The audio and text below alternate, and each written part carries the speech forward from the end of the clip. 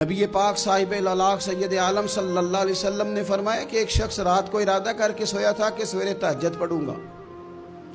ایک تو وہ ہے جس کا ارادہ ہی کوئی نہیں، فجر پڑھنے کا بھی ارادہ ہی نہیں، سرے سے پروگرام ہی نہیں۔ اس کو پتہ چل گیا کہ ڈاکٹر نے کہا تھا 7-8 گھنٹے سونا ہے، تو اب وہ ٹائم دیکھ رہا ہے 2 بجے سو رہا ہوں، 10 بجے اٹھ جاؤں گا۔ اس کی بیچ میں نیند ہے، صحت ہے، ڈاکٹر کی تنبیہ ہے، پر فجر تو شامل ہی نہیں۔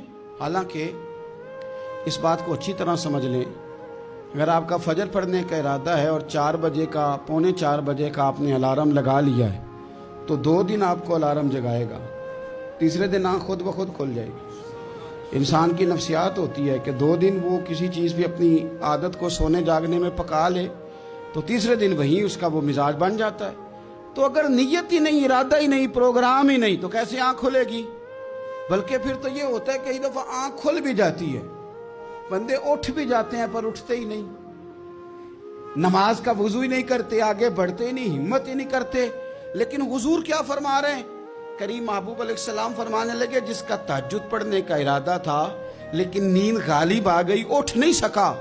حضور فرماتے ہیں نیند تو اب اس نے پوری کر ہی لی ہے نا، پر ارادہ تھا تہجد پڑھنے کا۔ تو محبوب فرماتے ہیں نیند رب کی طرف سے صدقہ ہو گئی اور تہجد کا بھی اللہ نے ثواب عطا فرما دیا۔ ارادے صاف کرے، پکے کرے، نیتیں کھری رکھے، نیت صاف رکھے، اخلاص پیدا کرے، تو پھر تو گھر میں بیٹھے بیٹھے بڑی نیکیوں کا ثواب ملتا ہے۔ پھر تو اپنے گھر کے اندر موجود رہنے پر بھی اسے بڑے بڑے لمبے سفروں کا ثواب ملتا ہے۔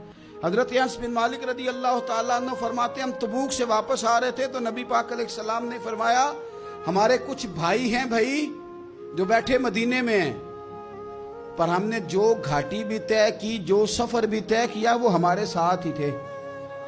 بیٹھے کہاں ہیں؟ مدینے میں، پر ہم نے جتنا سفر طے کیا وہ ساتھ ہی تھے۔ حضرت انس بن مالک کہتے ہیں ہمارے تو کان کھڑے ہو گئے کہ بیٹھے بھی گھر ہیں اور ہمارے ساتھ ہیں۔ حضور سید عالم علیہ السلام نے پھر بات کو کھولا اور فرمایا وہ جان بوجھ کے نہیں بیٹھے رہے، ارادہ ان کا پکا تھا ہمارے ساتھ آنے کا، لیکن کسی مجبوری کی وجہ سے نہیں آ سکے۔ کوئی بیماری نے آ لیا تو نہیں آ سکے، چونکہ وہ مجبوری کی وجہ سے نہیں آ سکے، آ نہیں سکے، لیکن رب کریم نے ہم جس سفر سے گزرے ہیں اس کا اجر انہیں عطا فرمایا ہے۔ ثواب میں، اجر میں وہ برابر کے شریک ہیں، چونکہ ان کا ارادہ پورا تھا، پروگرام پکا تھا، وہ آنا چاہ رہے۔